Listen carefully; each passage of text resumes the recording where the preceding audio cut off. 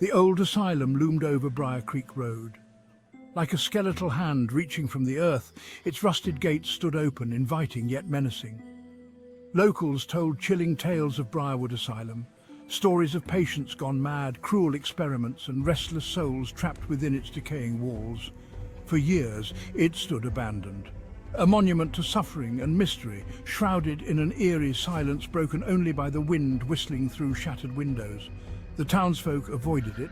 They knew the darkness that clung to Briarwood, the secrets it held. But on Halloween night, the asylum drew visitors. A group of college friends, eager for a thrill, decided to tempt fate. They were about to discover that some places are best left undisturbed. Are you sure about this, Mark?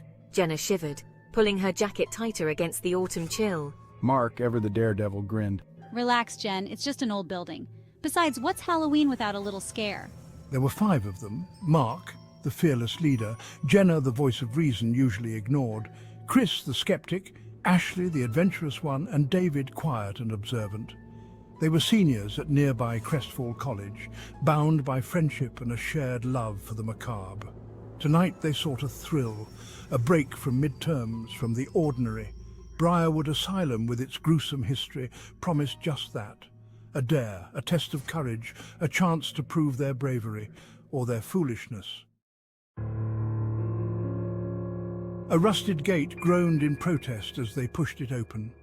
The air inside the asylum was heavy, thick with the smell of decay and dust. Moonlight filtered through the grimy windows, casting long, distorted shadows on the walls.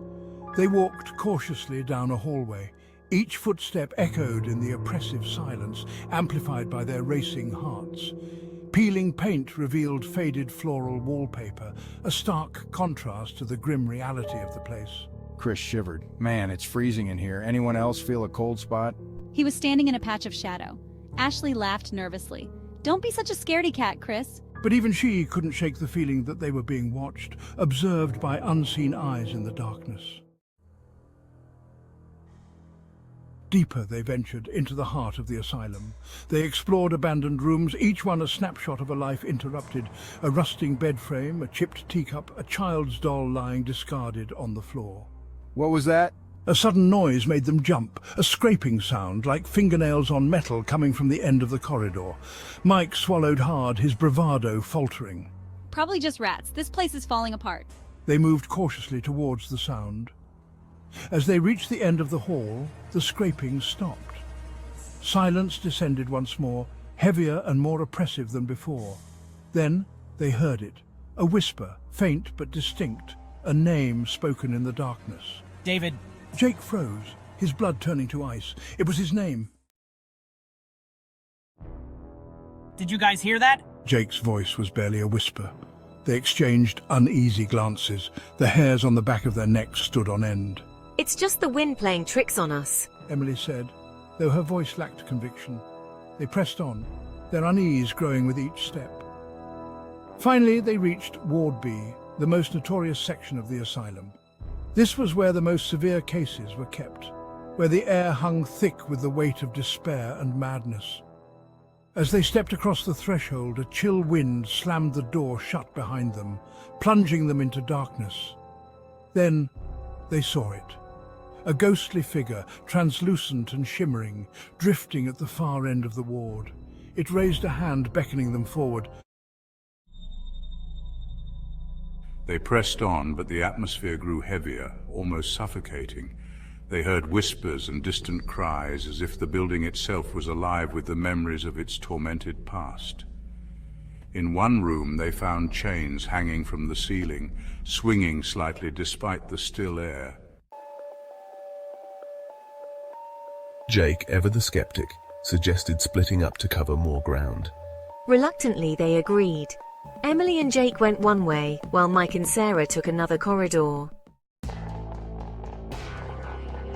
Emily and Jake found the records room filled with patient files. As they sifted through the documents, Emily uncovered a file labeled Project Lazarus. It detailed horrific experiments on patients, attempting to reanimate the dead. Her stomach churned as she read about the failed attempts and the resulting monstrosities. Meanwhile, Mike and Sarah stumbled upon the basement stairs. The air grew colder with each step, and an overwhelming sense of dread enveloped them. At the bottom, they found a door marked morgue. Inside, the temperature dropped drastically, their breath visible in the icy air. Suddenly, the door slammed shut behind them. Panic set in as they banged on the door, screaming for help. Emily and Jake, hearing their cries, rushed to the basement. They found the door, but it wouldn't budge. Desperate, they searched for something to pry it open. Jake, we have to get this door open now. I'm trying, Emily, just a little more. There. Emily and Jake finally managed to force the door open, but what they found inside was beyond comprehension.